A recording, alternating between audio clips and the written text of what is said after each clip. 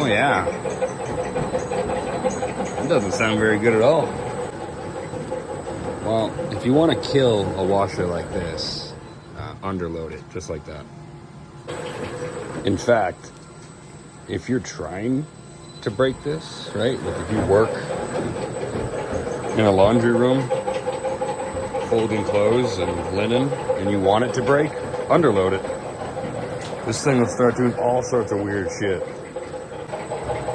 So, two things are happening.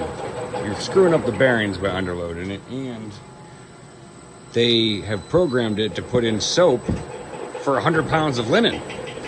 So if you're only putting in 20 pounds, the washer can't even extract all that.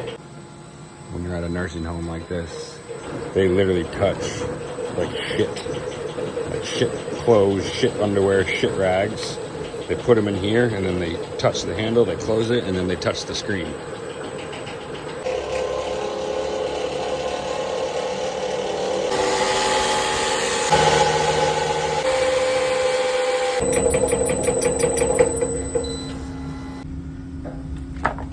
Right, took the belt off.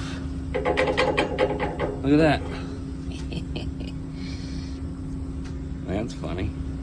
So the key was a little jacked up, but I flipped it around. And I mean, that's much better. I think they're gonna be good to go. Let's try it.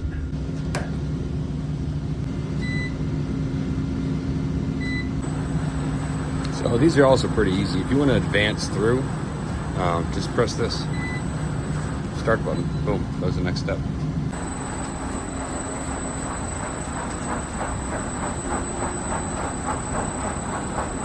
I think we fucking took care of it.